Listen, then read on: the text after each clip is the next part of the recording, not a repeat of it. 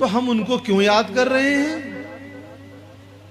भाई जंगे बद्र में भी बहुत से सहाबा इकराम शहीद हुए, तबूक में भी हुए। ये करबला की शहादत इतनी खास क्या है?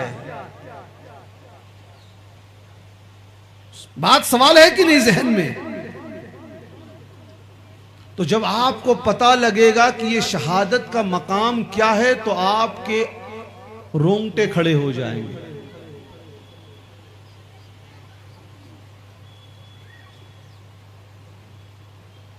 इमाम तबरानी औसत में नकल करते हैं, अल्लाह के रसूल सल्लल्लाहु अलैहि वसल्लम जलवा फरोज हैं। उनके एक जानू पे उनका बेटा सैयदना इब्राहीम रदी अल्लाह अन्हु बैठे हैं और एक जानू पर सैयदना इमाम हुसैन रदी अल्लाह अन्हु बैठे। हजरत जिब्राइल अलैहिस्सलाम हाजिर आते हैं,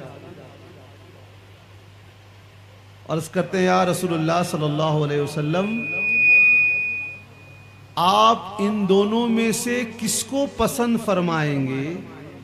क्योंकि ये दोनों एक साथ यहां दुनिया में नहीं रह सकते। अपने बेटे या अपने नवासे। अब इसकी हिकमत क्या है वो आज का मौजू नहीं है, वो अपने आप में कि क्यों नहीं दोनों एक साथ रह सकते, वो मौजू नहीं है। हुजूर अलैहिस्सलाम ने हजरत इब्राहीम अलैहिस्सलाम के लिए फरमाया कि ये ना हो लेकिन हुसैन रहे। हुसैन मुझसे है, मैं हुसैन से हूं, उस निस्बत को याद रखिए। हजरत इब्राहीम रदी अल्लाह अन्हु इंतकाल कर गए बचपन ही में। सैयदना हुसैन रदी अल्लाह अन्हु को उम्र बख्शी गई। फिर और कुछ साल हुआ, हुजूर अलैहिस्सलाम हजरत हुसैन रदी अल्लाह अन्हु को बैठा कर उनसे मोहब्बत फरमा रहे हैं, चूम रहे हैं, प्यार कर रहे हैं। हजरत जिब्राइल अलैहिस्सलाम तशरीफ लाए। एक रिवायत में एक दूसरे फरिश्ते का नाम है कि ऐसा फरिश्ता जो आज तक भेजा नहीं गया था जमीन पे, दोनों रिवायत है। फरिश्ता हाजिर हुआ और कहा, क्या आप इनसे मोहब्बत करते हैं? हुजूर अलैहिस्सलाम ने फरमाया, हाँ। फरिश्ते ने अर्ज किया, लेकिन आपके उम्मती इसको शहीद कर देंगे।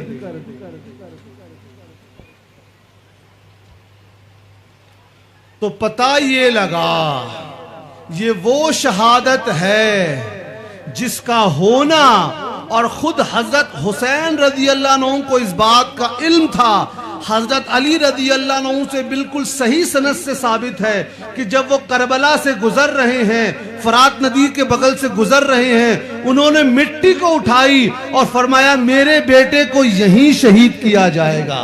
तो हजरत इमाम हुसैन रजी अल्लाह अन्हु की वो शहादत है जो बचपन ही से उनके खानदान वालों को, मोहल्ले वालों को, उनके अहले बैत को, सबको मालूम था कि इनको शहीद किया जाएगा। और खुद इमाम हुसैन रजी अल्लाह अन्हु को मालूम था कि मुझे शहीद किया जाएगा। सबसे ऊंचा मकाम जो तसव्वुफ में वो रज़ाए इलाही का है। याद रखिए, जब उनको कूफियों ने खत लिखकर बुलाया तो क्या बचपने से वो सुनते हुए नहीं आ रहे थे कि मुझे करबला में शहीद किया जाएगा? ना भी तो कर सकते थे, लेकिन चूंकि मालूम था ये रज़ाए इलाही है, सारा मामला दिल का था। एक लम्हे के लिए उन्होंने ना नहीं कहा, अपने खानदान परिवार वालों के साथ गए तो पता लगा ये कायनात की वो शहादत है जहां जो शहीद होने वाला है उसको बचपन ही से मालूम है कि मेरे रब ने मुझे लिए ये मुतय्यन किया। इस शहादत का जो मकाम और मर्तबा है वो एक इम्तियाजी हैसियत रखता है। ठीक, तो क्या हुआ? हम पूरे करबला के पस मंजर में नहीं जाएंगे क्योंकि बहुत सी बातें मुझे कही गई है, बयान करनी है। मैं वो चीजें बताऊंगा जो आप जिससे चीजों को जोड़ सके। तो यजीद का प्रपोजल था, या मेरे हाथ पर बैत कर लो, दौलत ले लो और खामोश हो जाओ, या मेरा जो रिप्रेजेंटेटिव है उसके हाथ पे कर लो। जो लोग कहते हैं कि माज़अल्लाह इमाम हुसैन रदी अल्लाह अन्हु ने बगावत की, शोहरत के लिए गए, उन कम अक्लों से हम पूछते हैं कि क्या कोई शख्स जंग के मैदान में अपने बच्चों और घर की औरतों को लेकर जाता है? भाई पैसे की दावत तो दी गई थी कि पैसा ले लीजिए, लेकिन किसकी आल थे? अगर पैसा ले लिया होता तो आज होता कि पैसा लेकर दीन में कॉम्प्रोमाइज हो जाता है। तो सबसे पहला पैगाम सईदना इमाम हुसैन रदी अल्लाह अन्हु ने दिया, हक के लिए जरूरत पड़े तो आराम और जान दोनों कुर्बान। सुनिए भाई, मैं अपना वाक्य बताऊं। मैं एक बार सईदना इमाम हुसैन रदी अल्लाह अन्हु की शहादत का जिक्र कर रहा था, तो मैंने कहा जब सईदना इमाम हुसैन रदी अल्लाह अन्हु शहीद हो गए, उनके सरे मुबारक को नाभे स्पेयर पर रखकर घुमाया गया। मुस्तनद रिवायत से मौजूद है, इमाम जलालुद्दीन सुयूती रहमतुल्लाह ने नकल किया कि उनके सर जब गुजर रहा, उसको घुमाया जा रहा था सर को रखकर, तो कोई तिलावत कुरान पाक कर रहा था। वहां से जब आवाज आई तो सर मुबारक इमाम हुसैन रज़ियल्लाहु अन्हु को बोल पड़ा। यह मुस्तनद वाक़या है। सुनिए मजे की बात। तो कुछ लोग होते हैं जिनके दिल में हमेशा अहले बैत के लिए बुग़्ज़ होता है। तो खड़ा हो गया एक लड़का सवाल और जवाब के सेशन में, कहा ये कैसे मुमकिन है, ये कैसे मुमकिन है? मैंने कहा इसका मतलब क्या है, तुम किसके ऊपर सवाल उठा रहे हो, पहले ये बताओ। भाई हमारा तो ये अकीदा है, अल्लाह ताला बेजान चीजों में कुदरत दे तो वो कलाम करता है कि नहीं?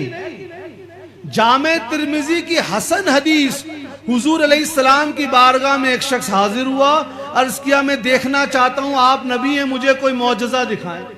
हुजूर अलैहिस्सलाम ने फरमाया जाओ खजूर के गुच्छे को कह दो तुमको मोहम्मदुर रसूलुल्लाह ने बुलाया है।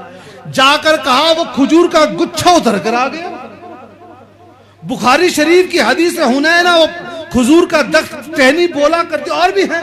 तो हमारा यह अकीदा है, अंबिया अलैहिमुस्सलाम जितने मौजज़ात दिखाते हैं, औलिया अल्लाह जितने करामात दिखाते हैं, ये अल्लाह ताला की तरफ से होता है। तुम्हारा एतराज किस पे, पहले ये बताओ।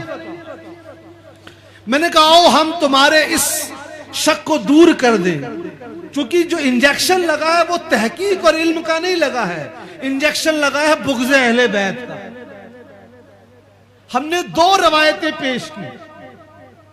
हाफिज ज़हबी, मैं हाफिज ज़हबी का नाम इसलिए लेता हूं बार बार कि जो गैर मुक़ल्लिदीन सलफी हैं, उनके शेख कुल फिल कुल शेख इब्न तैमिया के खास शागिर्द हैं, और अहले इल्म को मालूम है वो कितने बड़े नक़ाद हैं कि बहुत सी हदीस हसन रिवायतों पर उन्होंने कलाम किया है।